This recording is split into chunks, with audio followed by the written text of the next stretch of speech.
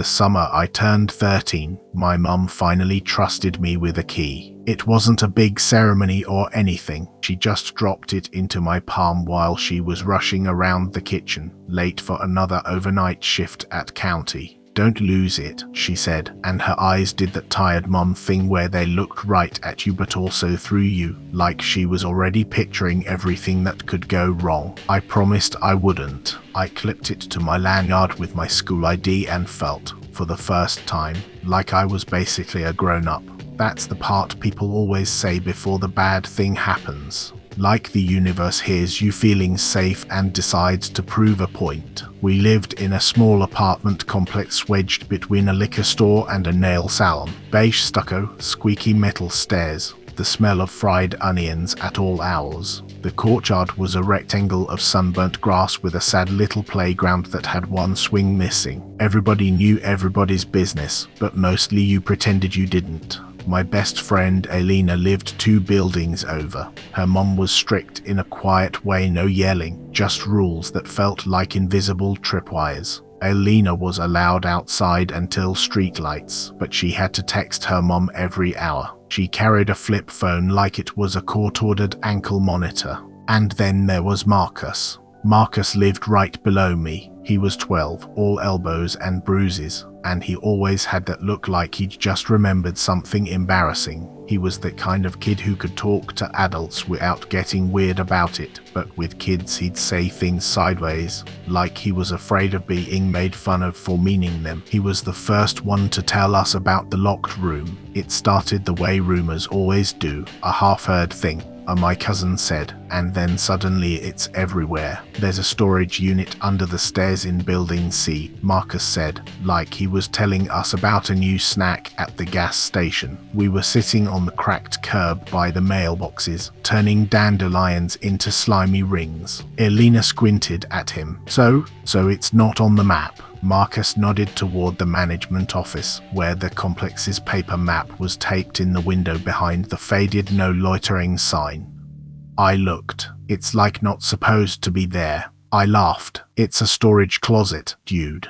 Marcus didn't laugh back. "It has a deadbolt, like a real one, and there's a sticker on it." "A sticker?" Elena asked, despite herself. Marcus's eyes flicked around like he didn't want the courtyard cameras to catch him repeating it. "It says, if found, do not open. Call." He didn't say who you were supposed to call. That was part of what made my stomach tighten in that fun, scared way. "Maybe it's like chemicals," I said. "Maybe it's a body," Marcus said, and immediately looked like he regretted it. Elena rolled her eyes so hard her ponytail swished. "Bodies aren't stored in a hallway closet."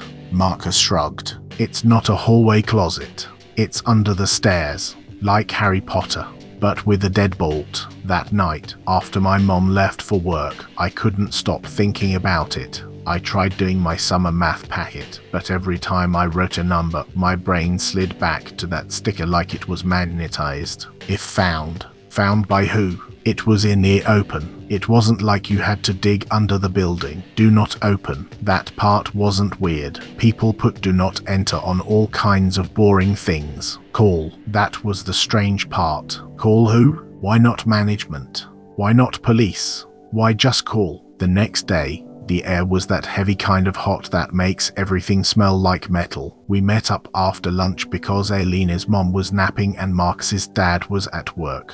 "This is when we investigate," Marcus said, like we were in a documentary. We walked to Building C like we weren't walking to Building C. We made our voices normal. We kicked pebbles. We stopped to pet someone's fat orange cat on the railing even though it pretended it hated us. The storage unit was exactly where Marcus said, under the concrete stairs. In that triangular space you'd never pay attention to unless you were looking. The door was painted the same beige as everything else, but it looked older, like it had been repainted more times than the others. There was a deadbolt, thick and shiny, Someone had recently oiled it. And there was the sticker. White rectangle, black letters, no logo. Just, if found, do not open. Call, below call. Someone had torn off whatever came next. It left that jagged paper scab edge like the sticker had been ripped on purpose. See? Marcus whispered. Elena leaned closer. That's not official. Like, that's not a real warning sticker. I looked at the torn edge. Maybe the phone number got worn off. Marcus shook his head. It was ripped. I watched Mr. Door from Building C do it.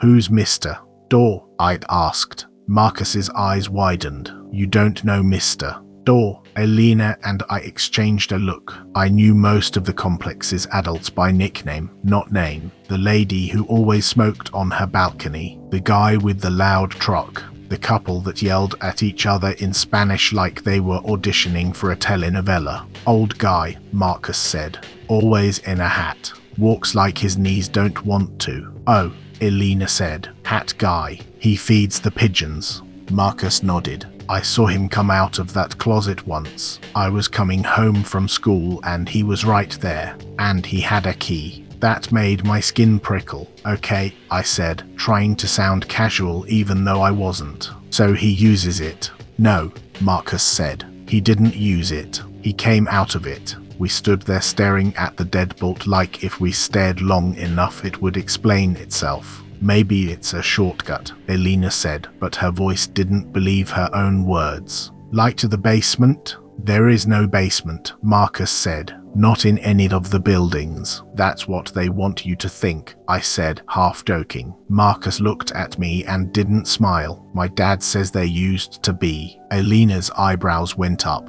What? My dad grew up around here, Marcus said. He said the complex used to be something else, like a different building. Then they redid it. Elena scoffed. It's apartments, Marcus. He shrugged helplessly. It's what he said. A door opened somewhere above us. We all froze, instinctively looking up like we'd been caught doing something illegal. A woman stepped onto the stairs with a trash bag. She glanced down at us, eyes sliding over our faces with the adult suspicion that makes you feel guilty even if you're just breathing. Hey, she said, not friendly. Hi, I chirped, way too bright. She went down the stairs, dumping the bag in the bin, and walked away. The second she was out of earshot, Marcus exhaled. We can't stand here forever. Elena folded her arms. What are you suggesting? You want to break in? Marcus looked at the deadbolt. We're not breaking in. We're checking. With what? Elena asked. Your mind, pals? I felt the key on my lanyard like it had grown heavier. Keys exist, I said, before I could stop myself. Both of them turned to me. No, Elena said immediately. Yes, Marcus said at the same time. I held up my hands. I'm not saying I have the key. I'm saying it's a lock. Somebody has a key. Marcus's eyes flicked down to my lanyard. You have a lot of keys. It's one key, I said defensively. It's for my apartment. Elena grabbed my wrist gently, not hard, but enough to make her point. Brandon, don't. This is how you get murdered. Marcus snorted. We're not getting murdered. It's probably like electrical stuff. I swallowed. We could just listen. We crouched, 3 kids in the shade under the stairs, like a trio of tiny burglars. Marcus put his ear against the door first. He stayed like that for a long time, his face blank. What? I whispered. He pulled back slowly. I think I hear something. Elena leaned in and pressed her ear to the door. Her expression shifted, just a flicker of something like confusion. There's a noise, she whispered. Like breathing? My heart sped up. Give me. I leaned in, the cool paint against my cheek. At first I heard nothing. Then, faintly, so faintly I thought my brain was inventing it, a soft, regular sound. Like someone asleep. Not loud, not dramatic, just there. My mouth went dry. I pulled back. Okay, Elena said, her voice tight. Note, we're done. We tell an adult. Marcus shook his head immediately. No. Why not? Elena demanded, and her whisper was louder now, sharp. Marcus's jaw flexed. Because adults ruin it. Elena stared at him like he'd grown a second head. Ruin what? The possible person trapped under the stairs? Marcus looked down, then up. What if it's not a person? What if it's like a thing? And adults just... He made a motion like slamming a book shut. And then we never know. Elena's hands balled into fists. This isn't Stranger Things. This is real. I stood there between them, my stomach doing that sick roller coaster thing. Something in that room was making a breathing sound. Either it was a person, or it was a machine that sounded too much like one, or it was something I didn't want to name. And then I did the worst thing you can do when you're 13. I decided that not knowing would be worse. We don't have to open it, I said. We could get a better listen, maybe through the crack. There's no crack, Marcus said quickly, leaning in to check. The door fit tight. Elena's eyes narrowed. Unless you open it. No, I said, too fast. Unless we find another way. Marcus stood up, brushing dust off his shorts. There is another way. He looked at the torn edge of the sticker, then at the deadbolt. I saw him, he said, meaning Mr. Door. He keeps the key in his hat. Elena blinked. What? Marcus's face was flushed. He takes it off to feed the pigeons. I've seen him put it under the brim, like a little secret pocket. Elena stared at him like she couldn't decide if he was brilliant or insane. So you've been watching him? Like a stalker? Marcus shrugged, embarrassed. I just noticed. My mouth was open before I realized it. We're not stealing an old man's key. We're borrowing, Marcus said. Elena let out a sound between a laugh and a groan. Oh my God. We didn't do it right away. We told ourselves we were just considering, but the next afternoon, when Mr. Door shuffled into the courtyard with his bucket of breadcrumbs and his ancient baseball cap, our bodies moved like they'd been waiting for a signal. He sat on the low wall by the grass, tossing crumbs with slow, careful motions. The pigeons descended like they'd been summoned. He watched them with a peaceful face. Marcus nudged me and pointed. Mr. Door took off his hat to wipe his forehead with a handkerchief. Something metallic glinted under the brim. My heart punched my ribs. Elena whispered, no. Marcus whispered back, yes. I whispered, we can't. And then a pigeon flapped too close, and Mr. Door startled, setting his hat down on the wall beside him as he shooed the bird away with a soft, irritated ha. The hat sat there, upside down, like a dare. Marcus moved first. He didn't run. He walked like he belonged there, like he was just passing through. I followed because I was an idiot and because leaving him alone felt worse. Elena followed because she was Elena and she was never going to let us do something stupid without at least supervising the stupidity. We got close enough to smell the stale bread and that old man cologne that always smells like powder. Mr. Door was turned slightly, attention on the pigeons. Marcus's hand dipped into the hat. He pulled out a key ring, not one key, 3. One was small and brass. One was a modern silver key. One was weird, dark, heavy, with notches like teeth. Marcus's fingers closed around the heavy one. Mr. Door turned his head. Marcus froze. For a second, time just hung. Mr. Door's eyes landed on us, on Marcus's hand, on the hat, on the keys. His expression didn't turn angry. It turned tired. Finally, he said, in a voice so soft I almost didn't hear it over the pigeons. Elena's face drained of color. We weren't, Mr. Door held up a hand. His fingers trembled a little. It's all right. Marcus's mouth worked like he couldn't find words. You knew? Mr. Door looked at the keys in Marcus's hand. You kids always know. This place draws curious kids like sugar draws ants. He reached out, not snatching, just offering. Bring it back when you're done. My throat tightened. Done with what? Mr. Door's eyes lifted, and for the first time I saw something sharp underneath the oldness. Something like warning. Listening, he said, and remembering you listened. Elena shook her head. That doesn't make sense. Mr. Door stood slowly, knees cracking like twigs. He picked up his bucket, brushed crumbs off his pants, and put his hat back on without the keys. Don't open it, he said, like he was repeating a rule he'd said 1,000 times to himself. We weren't going to, I lied. Mr. Door paused, then leaned closer. I could smell his breath, mintier and faintly medicinal. If you hear your name, he whispered, you run. Then he turned and walked away like he hadn't just handed 3 kids a creepy key and a prophecy. We stood there in stunned silence. Marcus's fingers clenched around the key like it was alive. Okay, he breathed. Okay, so now we have to. Elena looked like she might cry from frustration. This is the dumbest thing that has ever happened to me. I swallowed. He said, don't open it. Marcus nodded. We won't. We'll just unlock it a little, like a crack. Elena glared at him. That's opening it. Marcus lifted the key. It's a crack.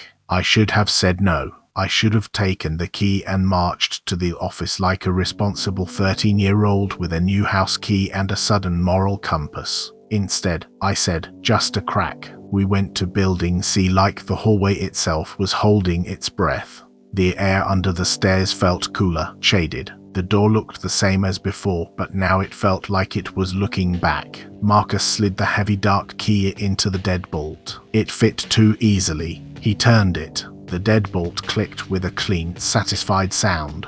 Elena grabbed my arm, her nails digging in. I hate you both, she whispered, but her voice shook. Marcus put his hand on the knob. He hesitated. I remembered Mr. Doors whisper, if you hear your name, you run. Wait, I said, and my voice sounded too loud in that little triangle of space. Maybe we should like record it. Elena blinked. Record it? On your phone, I said to Marcus. Marcus fumbled his cheap smartphone out of his pocket, the kind with a cracked screen and a case that didn't fit right.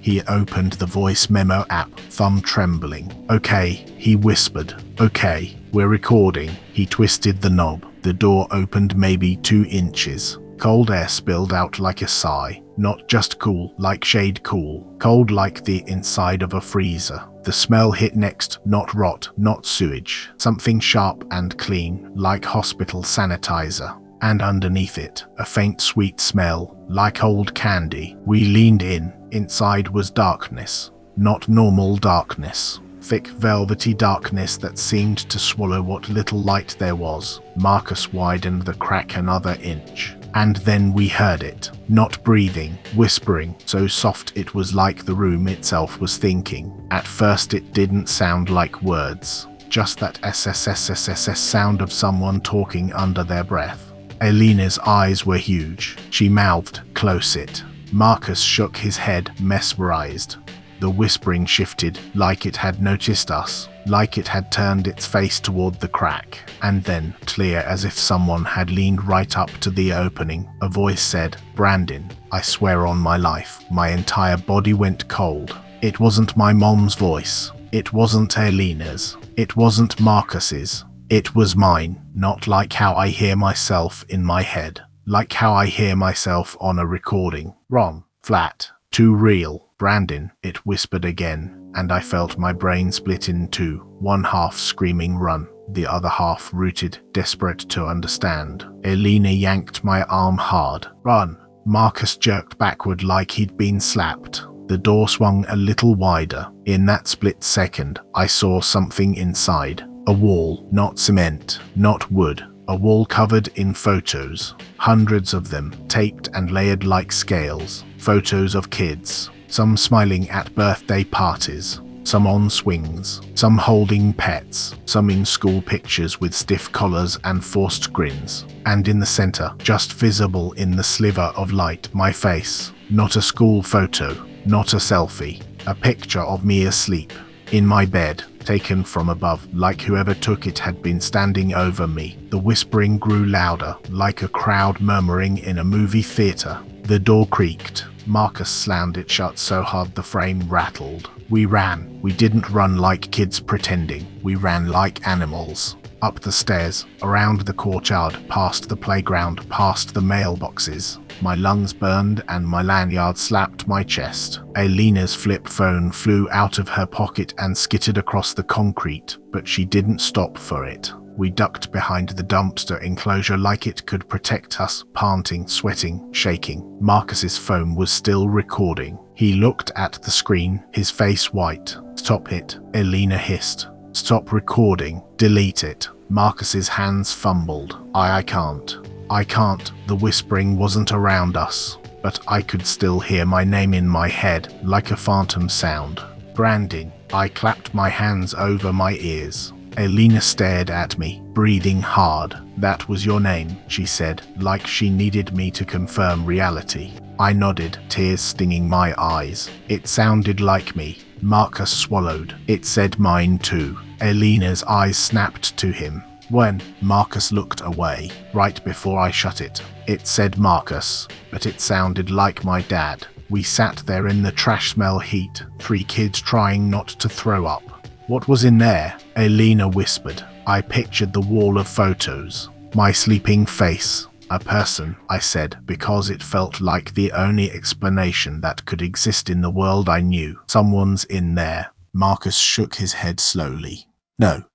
Elena glared. Yes, someone's in there. We call the police. Marcus's voice was small. Mister. Door said don't open it. Elena snapped. Mister. Door is part of it, Marcus. That word, it hung between us like smoke. We should have gone straight to an adult. We should have banged on my mom's door at the hospital or called Elena's mom or screamed until the whole complex came outside. Instead, we did what kids do when they're terrified and trying to feel in control. We made a plan. We tell my mom, I said, because my mom was a nurse and in my head that meant she could fix anything. She'll believe me. Elena nodded fast. Yes, tonight, when she gets home. Marcus stared at his phone like it might bite him. What about Mr. Door? We have to give him the key back. Tomorrow, Elena said, in the daylight, with adults. We're not doing anything else. We swore on it. Pinky swore, even, because apparently we still thought pinky swears mattered against whatever was under the stairs. That night, I locked my apartment door with my new key and checked it 3 times. I pulled the blinds down. I made sure the chain was on, even though my mum hated when I did that because she said it was a fire hazard. I kept my bedroom light on. I lay in bed staring at the ceiling, listening to every creak, every distant laugh, every car door. At some point, I drifted, and I dreamed of photos. In the dream, I was walking down a hallway made of taped pictures, each one of me at different ages. Me in diapers, me at kindergarten, me holding my mum's hand, me with braces, me in this exact bed. In the dream, I turned a corner and there was a mirror. In the mirror, my face was smiling, but my body wasn't. My reflection lifted a finger to its lips, and behind it, in the mirror's dark, someone whispered, "If found." I woke up choking on air. The room was dark. My nightlight was off. I sat up, heart pounding, and reached for the lamp. My hand touched something cold. Not the lamp. Metal. I froze. On my bedside table, where my lamp should have been, was a key ring. 3 keys. Brass. Silver. Dark with teeth. I stared at them until my eyes watered. My lanyard was still around my neck, my apartment key still clipped. These keys weren't mine. They were Mr. Door's. I slid out of bed, every hair on my arms standing up. My bedroom door was closed. The chain on the front door was still latched. The windows were locked. There was nowhere someone could have come in, unless they'd been here already. I backed away from the keys like they were a snake. My mouth moved but no sound came out. Then I heard it, not from under the stairs, from inside my apartment. A soft shuffling, like someone moving carefully, and so faint whispering, not a crowd. Not many voices, just one, right outside my bedroom door. Brandon, it whispered in my voice, like it was practicing. I didn't think. I didn't plan. I ran to my closet, yanked open the door, and shoved myself behind my hanging hoodies, pressing my face into fabric that smelled like detergent and fear. I clamped my hand over my mouth to stop myself from sobbing. The whispering continued, soft and patient. Then the bedroom door handle turned. It rattled gently, like whoever was on the other side didn't want to wake anyone. The door opened. I watched through the gap in my clothes. A figure stepped in. I couldn't see its face at first. It was hunched, moving slow, like it knew exactly where everything was in the dark. It walked to my bedside table, its hand thin. Old picked up the keys. In the dim light from the street through the blinds, I saw the wrist. A watch with a cracked leather strap.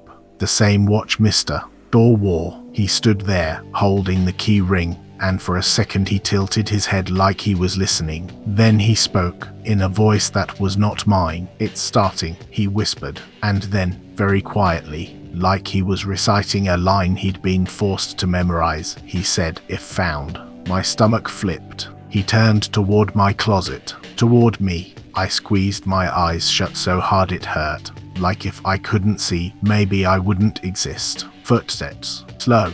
Closer.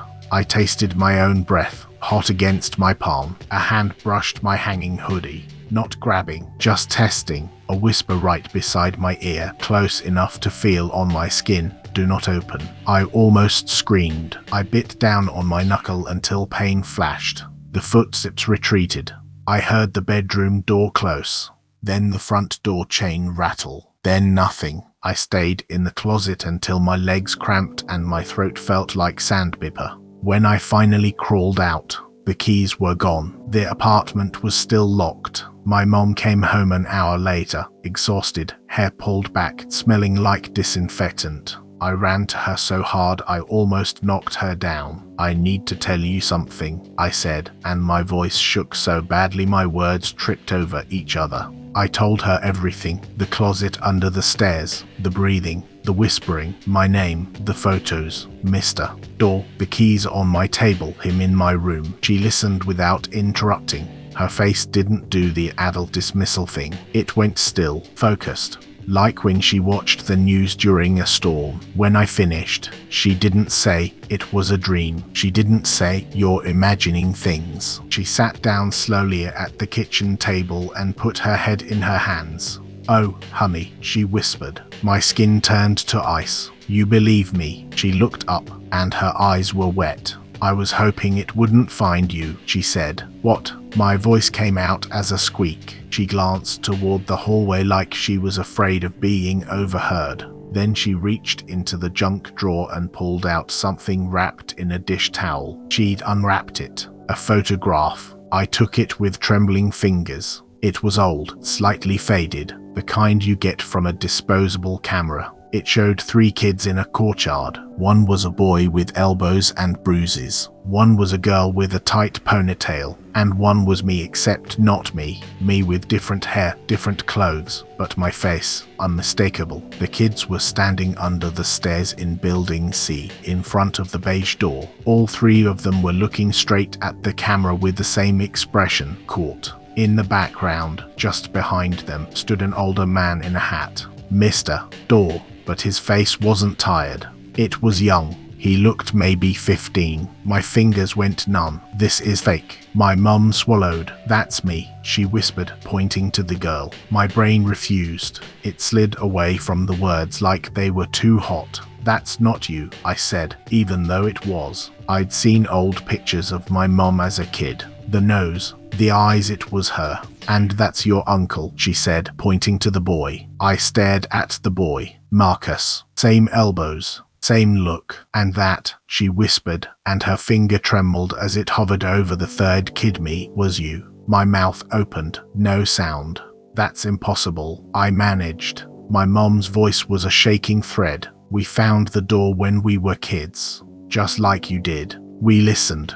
We opened it. We thought we were brave." She stared at the photo like it was an open wound. "And it took a picture," she whispered. "It took proof." I felt like I was going to pass out. How is that me?" My mum's eyes met mine, and there was something in them I didn't recognize, something like grief for something that hadn't happened yet. "It doesn't take you all at once," she said. "It doesn't grab you. It just finds you.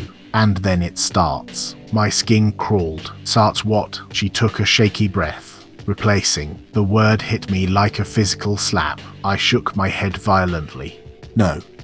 No, no, no." My mum reached for my hand, squeezing hard. "Listen to me. When we opened it, we let it record us. We let it learn our voices, our names, our faces." Itchy swallowed. "It makes copies." "Copies of what?" I whispered. even though I knew. Copies of kids, she said, and then it waits. 4 years. Until you forget. Until you grow up and stop believing in doors that shouldn't exist. I stared at the photo again, at Kid Me looking back at me with terrified eyes. And Mr. Door, I asked, barely audible. My mum's jaw tightened. That's the twist, she said, and her voice went flat with bitterness. Mr. Door didn't survive it. Not all the way. I felt something cold unfold in my chest. He's not him, I whispered. My mum shook her head. He's what was left. He stayed here because he thought he could keep it contained. He thought if he guarded the door, if he warned kids, if he tore off the number so no one would call, maybe it wouldn't spread. Spread, I echoed. My mum nodded once. It needs people to find it. That's why the sticker says IF found. It wants to be found. My throat tightened. Then why does it say do not open? My mom's eyes flicked toward the window, toward the courtyard beyond. Because that part is Mr. Door, she whispered. He's been trying to add that part back in. I couldn't breathe. He was in my room. My mum nodded, her face crumpling. It heard you. It heard your name. That's how it starts. I remembered the whisper in my voice. Brandon. Then what do we do? I asked, and it came out as a sob. My mom stood up so fast the chair scraped. She went to the front door and checked the locks, the chain, the deadbolt. Then she turned to me. We do what we should have done when I was a kid, she said, wiping her eyes hard. We leave. Leave? I repeated, panic rising. Like move? Tonight, she said. We get in the car. We go somewhere with lights and people and cameras. We call my friend from work. We don't go back under those stairs. We don't listen. We don't. A knock came at the door. 3 soft taps. My mum froze. I froze. Another 3 taps. Slow. Patient. My mom's voice dropped to a whisper. Don't answer. The tapping stopped. Silence. Then, from the other side of the door, a voice said, gentle and familiar and impossibly close, Brandon, it's me. It was Elena's voice. My lungs locked. My mum's eyes widened in horror. Because Elena didn't call me Brandon. Only my mom did. Elena always called me by my full name, like she was annoyed at it. The voice outside said again, sweetly, open up. I'm scared. My mum backed away from the door like it was a live wire. She mouthed, no. I shook my head, tears spilling. On the other side, the voice sighed. And then it changed. It became my voice again, flat, wrong, recorded. If found, it whispered through the door. A pause. Do not open. Another pause, like it was savoring it. Call. My mum grabbed her keys from the counter. Now, she mouthed at me. I moved like my body wasn't mine. My limbs felt heavy, like the air had thickened. I stuffed my feet into shoes without socks. My mum yanked a hoodie over my head.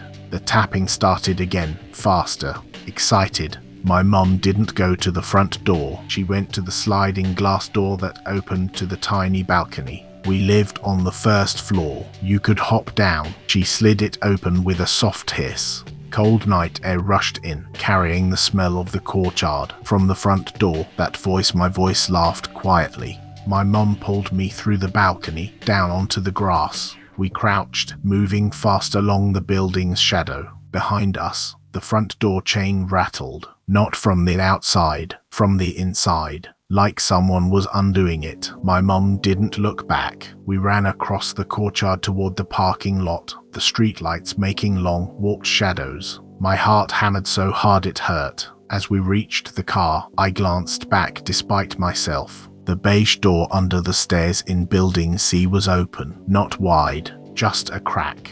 Darkness poured out like ink, and in that crack, like a reflection in a mirror, I saw my own face, smiling, watching me run. The next morning, after we'd slept in the fluorescent safety of my mom's friend's living room, my mom called the police. She told them there was a locked unit under the stairs and she believed someone had been living in it. The police came, management came, people gathered in the courtyard like it was a show. They pried open the deadbolt. They swung the door open. Inside was nothing. No wall of photos. No sanitizer smell. No cold air. just an empty triangular space with bare cement, dusty and normal, like it had never held anything at all. The officer shrugged and gave my mum that look adults give when they think you're dramatic. My mum didn't argue, she just nodded, tight-lipped, and thanked him, because if the room wanted to look empty, it could. That's what it did. It made you look crazy. We moved out within a week. My mom didn't tell anyone in the complex where we went. She changed her number. She didn't post online. She didn't even let me say goodbye to Marcus or Elena. I cried for days. I felt like I'd left my friends in a burning building. My mom kept saying, "We'll find a way to help them later," but her eyes never looked convinced. Years passed. I grew up. I told myself it had been a mass hysteria summer. I told myself kids get scared. I told myself my mom had been stressed and weird and maybe I'd dreamed the key on my table. I almost believed it, until last month. I was in my college apartment, halfway through making ramen, when my phone buzzed with a message from an unknown number. No name, just a text, a photo attachment. My hands went cold as I opened it. It was a picture of me, not a selfie, not something I'd posted.